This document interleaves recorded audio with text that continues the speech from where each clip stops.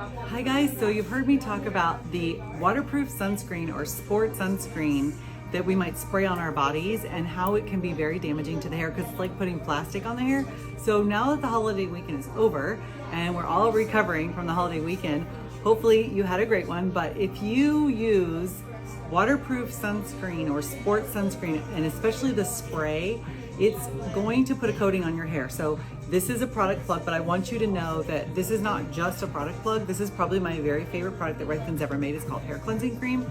Even if you have shampoo in your shower that you love, you need to use this after you've put sunscreen on your body. Now, I use a lot of sunscreen because, hello, like white girl right here. But whenever I use waterproof sunscreen, I make sure to put my hair out of the way and put it up. And really, I like to spray in One United from Redken to keep it protected from the sun and the elements. But if you do get waterproof sunscreen in your hair, please use hair cleansing cream to get rid of any buildup on the surface and then recondition with something like All Soft.